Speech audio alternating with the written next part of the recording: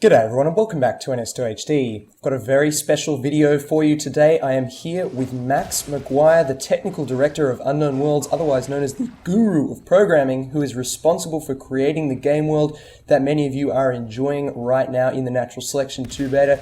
Good morning or good afternoon, Max. G'day. Hey, g'day out of an American. That is pretty cool. Max, what are you working on right now and how are you? I'm good. Right now, I'm working on this occlusion stuff, which I guess is what led us to this interview. It's kind of this task that's been going on for a long time, and it's never quite been important enough to spend the time to get it finalized. So right now, the time is right. So just working on finalizing that, getting out for patch 188. That is very exciting, and a couple of videos ago I had a very amateur go at explaining what occlusion culling is, and I think I failed pretty miserably, and I'm pretty sure you could give a better description. Could you have a go? Sure. I mean, occlusion culling at its most general form is just figuring out which objects you need to draw on the screen. And the occlusion part comes from if you have say a wall in front of you, the objects behind that wall are going to be occluded by the wall, and you don't need to draw those. And this is it's kind of a complicated thing to figure out. It's simple to think about, but to actually make it so that a computer can figure that out, it becomes a little more complicated. And there's a lot of different solutions to that. And how would, say, the Source engine, the engine that powers Half-Life 2 and Counter-Strike and Team Fortress, how does that figure out what's visible and what's not? So Source, Source has a long legacy, from Gold Source, and Gold Source was kind of a fork off of the original Quake source code. And the way Quake works is using this combination of a BSP and something called PVS, which is a potentially visible set. And what the BSP does is it takes your level and it breaks it up into tiny little pieces. You can almost think of them like rooms, except they're actually generally going to be a lot smaller than a room. Within an actual physical room in the level, there might be a whole bunch of these. And what the PVS is it's basically just a huge pre-computed thing that says for any particular room, which other rooms are potentially visible. And so it just needs to figure out which room the camera's in, and then go through that list, and it can, just draw all those other rooms. So it's actually, it's very quick. That's the beauty of that system. It's very fast. The information's already just there. You don't really need to do any calculations. But the disadvantages are that you have to do all those calculations up front when you build the map. You go through some sort of compiling stage, and that would be like I think it was QViz was the Quake tool, and I think Valve has like a VViz tool, which goes and computes all that. So I guess Valve, being a large company, they've got the resources and time. I guess they can create maps and do all that pre-computation, and that's not really going to phase them as much. How does that compare with your goals for map creation and what you need to get out of map creation to create NS2 as a small team with limited resources? Yeah, our focus has always been on having fast iteration times and kind of removing that any of those kind of pre-computation steps. So that's just one phase of kind of like typical pre-processing you might do on a level. There's also the lighting pre-processing, things like that. And the problem is with those systems, they can take a long time, and that slows down your iteration between when you can make a change to a map and you can see it in the level. The other problem with them is that they're completely static because everything's pre-computed. So I mean, lighting's a more obvious example, where the lighting can't change if you've pre-computed it, unless you've maybe pre-computed several different versions. So I guess for natural selection, something we could do to have power nodes going out is to pre-compute the lighting in two different ways. But it's limited, and as a small team, we want to be able to just quickly make a change to the map. Don't have to send it off to a build farm of 50 computers to compute the lighting, or wait until tomorrow's build in order to actually see those changes. Okay, so doing things sort of while the game is running, would that be an accurate way of describing it? Instead of doing things before you run the game, allows you to make changes more quickly, see them more quickly, and ultimately, hopefully, produce NS2 faster than you otherwise would have. That's the goal. And, certainly I don't mean to, say that the Valve way is the wrong way, and it's not really just the Valve way. It's just the way a lot of games work. because certainly that has a lot of advantages, and doing it all at runtime definitely has a performance cost. There also can be a lot of complexity in the code, which has a maintenance cost. So yeah, there's definitely you know different solutions for different situations. So coming back to occlusion culling, we were talking about how Valve sorry, I should stop using the Valve example, but the example of pre-computing before the level is actually used in the game. How does that compare with how Natural Selection 2 actually does it in the Spark engine? How does Spark figure out what's visible? Um, it's complicated, and I guess the core thing you need to understand is the concept of a depth buffer, which is when you see something on the screen, you see the colored pixels that make up the scene. But actually, in constructing that scene, there's a whole bunch of other data you don't see, and one piece of that is a depth buffer or a Z buffer. And what the Z buffer does is for each pixel on the screen, it stores the depth from the camera to that pixel, to the closest pixel. And the reason this was originally introduced to solve this hidden surface removal problem. So it wasn't actually necessarily to get performance improvements, but what this depth buffer was used for was if you're going to be rendering, say, that scene where you're looking at a wall and there's stuff behind the wall, in order for it to not draw the stuff behind the wall on top of the wall so that it looks correct, it needs to at each individual pixel figure out, okay, if I'm going to draw this, say, a crate on the other side of the wall, it'll compare the depth value for that pixel for the crate versus what's already been rendered onto the screen, which maybe is the wall, and I'll say, okay, this is actually farther than the thing I've already rendered, so just throw that away and you don't have to render it. And so it helps you make the picture actually look correct, but you can also use it for performance stuff. So for example, rendering that crate pixel might be expensive, so throwing it away without actually having to do any of those lighting calculations can be pretty useful.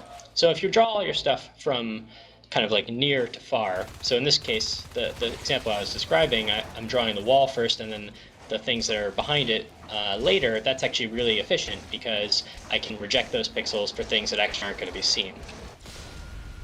Cool. And so with the optimizations that you're working on right now, how is that going to change how Spark figures out what's visible? So the basic technique is the same. It's using this kind of depth buffer idea, drawing things from near to far, and figuring out whether or not those far things are actually going to be needed to be drawn before actually drawing them. And the way it works right in the build that's out right now, it uses a hardware occlusion culling technique. So it starts rendering the scene like that, starts from the things that it kind of figures out are closest to you, draws them on the screen. Then for the things that are a little bit farther out, what it'll do is it will take a very rough bounding box around the object, and it draws that onto the screen.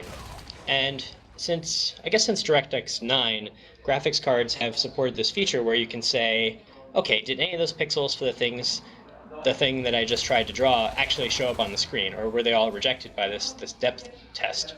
And if they're not actually going to be seen, you don't need to descend down and render the more detailed thing that would be contained within that box. And you just kind of keep going like that, and there's kind of a hierarchy over the whole scene. So you can kind of start with really big boxes that enclose a lot of things, and then if that's visible, then you start descending down. That might contain a few, like I said, split in half, so there's two smaller boxes, and then you test those, and you keep going down until you get to the actual objects. Okay, so it's giving little hints to help Spark do what it was doing before in a more efficient, faster way. Is that an accurate way of summarizing? Well, so that method is it's using the graphics card to actually tell you whether or not something is going to be visible. But the problem with that is that there are kind of two pieces working side by side here. One is the CPU and the other is the GPU. And I'm telling it to render things from the CPU, and the GPU is actually doing it, and then I'm asking the GPU to give me back the results of whether or not that thing was visible before the CPU can continue doing more work. So there's kind of like this communication that has to happen between the CPU and the GPU, and it doesn't allow them to really work very well in parallel. It becomes very difficult to optimize that, and a lot of bad things can happen in there to really make things unpredictable and cause hitches and all kinds of stuff like that. So actually what I've been working on is getting rid of the hardware solution and replacing it with a software solution, which sounds kind of like it would be the opposite of optimizing. It sounds like it would be taking a step backwards, but it removes the graphics card out of that equation. It does all those calculations actually on the CPU, which allows them to work pretty much perfectly in parallel. Cool. All right. So let's take a break from the occlusion culling now. I know my brain has been mushed by that, but I think I got what you were saying, and truly it has just opened my mind to what is going on in Spark. I know that there's been some lighting things going on, some super secret lighting things going on. Are you able to hint to us about some of the big things that might have been coming along in lighting that might make an appearance in build 188? I know they've been in the build until now, but they perhaps haven't been working as fast, the atmospherics, as people were expecting. What's going to happen in build 188? Yeah, so the atmospheric effects for the lights, maybe some people might remember a blog video that we did, I don't know, years ago, I guess, kind of right when we first started working on our own engine, where we showed off some kind of neat lighting effects where light would stream in through a window and you'd see this kind of atmospheric effect where the light was bouncing off little dust particles in the air. So that was kind of a much earlier version of the renderer, and since sometime between then and where we are now, I basically rewrote the entire rendering system. And what happened was that effect, it broke, and I never really got it fixed so that it was working as well as it was there.